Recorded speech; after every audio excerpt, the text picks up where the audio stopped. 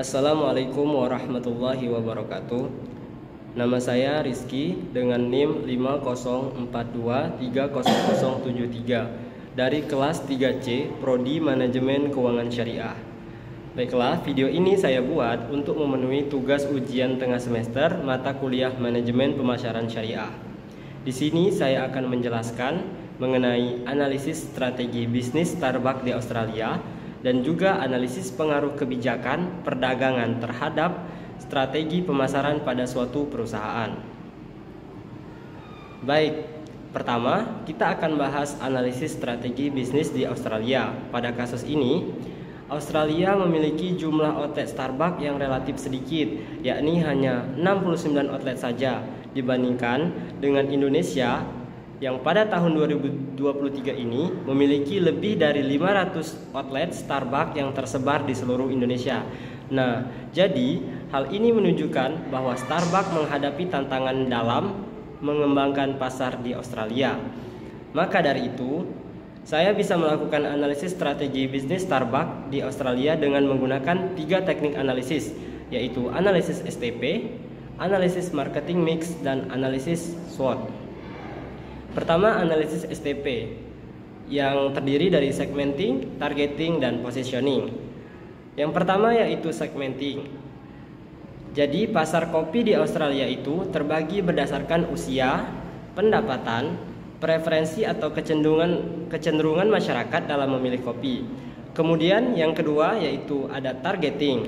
Di sini Starbucks berusaha menargetkan kaum urban, yaitu orang-orang yang tinggal di daerah perkotaan yang sudah memiliki infrastruktur yang baik dan menargetkan kaum profesional muda, yakni orang-orang yang berusia pada 20 sampai 35 tahun yang sedang mencari pengalaman minum kopi yang berbeda. Dan yang selanjutnya ada positioning. Nah, jadi di pasar Australia, Starbucks diposisikan sebagai merek kopi premium global. Namun, konsumen Australia lebih cenderung menghargai kedai kopi lokal yang menempatkan kualitas dan rasa khas daripada merek internasional. Kemudian yang kedua, kita bahas mengenai analisis marketing mix dengan menerapkan 4P, yaitu product, price, place, and promotion. Yang pertama itu produk. Jadi di sini Starbucks menawarkan berbagai minuman kopi, makanan ringan, dan merchandise. Namun cita rasa dan komposisi produk kurang sesuai dengan selera masyarakat lokal yang lebih menyukai kopi asli atau kopi spesial. Kita masuk yang kedua yaitu price.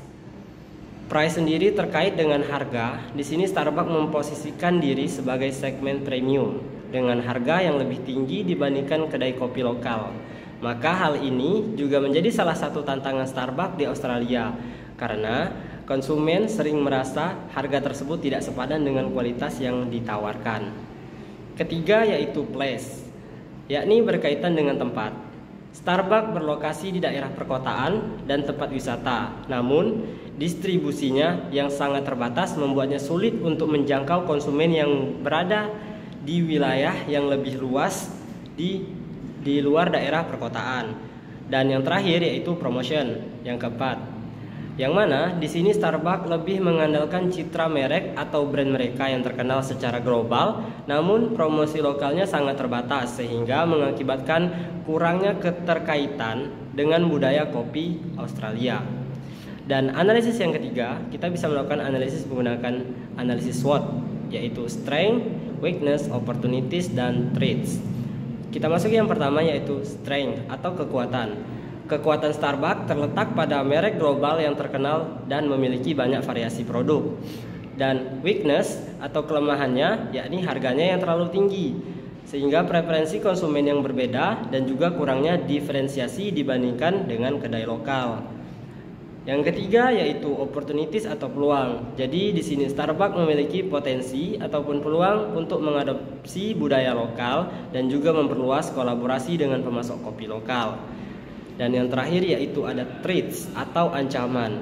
Jadi ancaman untuk Starbucks di Australia tidak lain adalah adanya persaingan ketat dengan kedai kopi yang lebih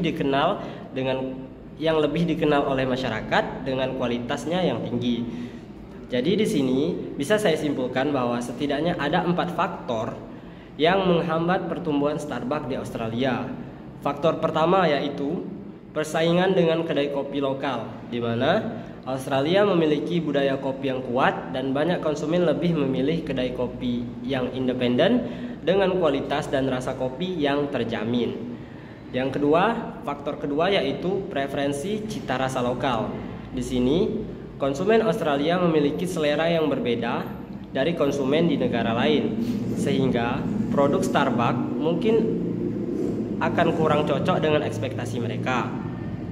Dan faktor yang ketiga yakni harga premium. Dikarenakan harga Starbucks yang relatif tinggi dibandingkan kedai kopi lokal, sehingga banyak konsumen yang merasa nilai yang ditawarkan itu tidak sepadan dengan nilai yang mereka terima.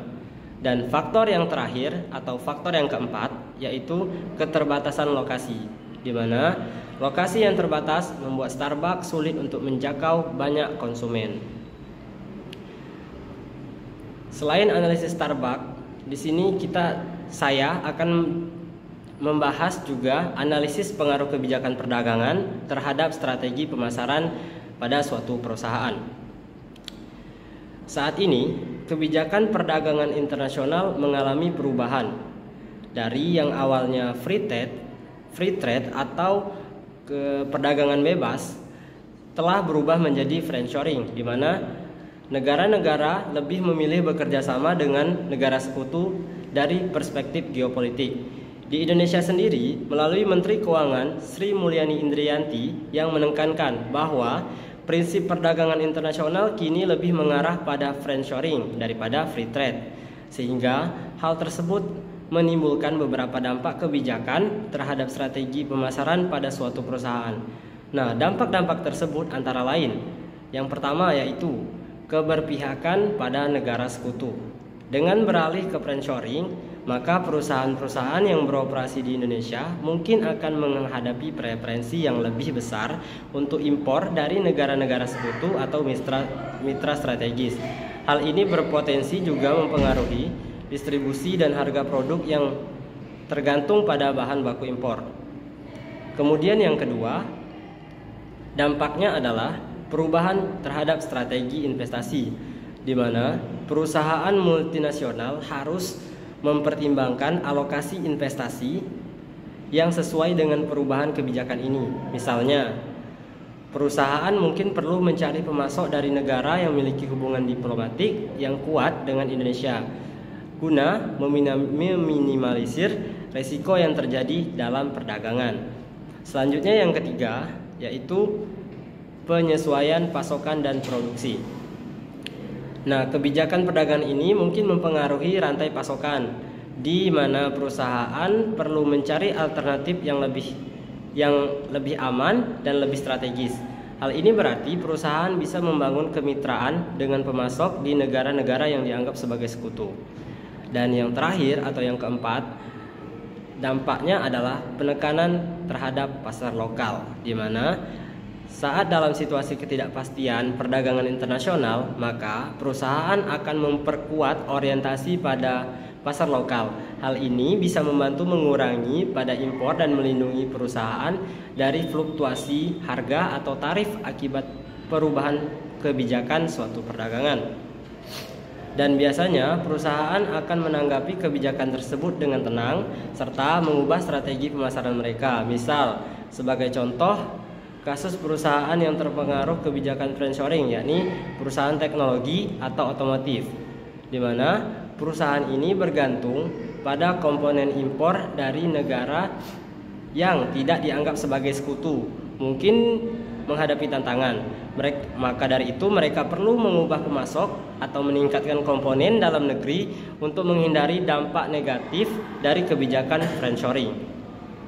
Maka terkait hal tadi, dapat kita simpulkan bahwa kebijakan friendshoring dapat memaksa perusahaan untuk menyesuaikan strategi pemasaran mereka dengan memilih pemasok dan mitra bisnis dari negara-negara sekutu. Adaptasi terhadap rantai pasokan dan strategi pasar agar tetap kompetitif di tengah perubahan kebijakan perdagangan. Baik, itulah analisis terkait dengan strategi bisnis Starbucks di Indonesia dan analisis terhadap perubahan kebijakan terhadap suatu pemasaran dalam perdagangan. Mohon maaf atas kesalahan kata. Saya akhiri. Wassalamualaikum warahmatullahi wabarakatuh.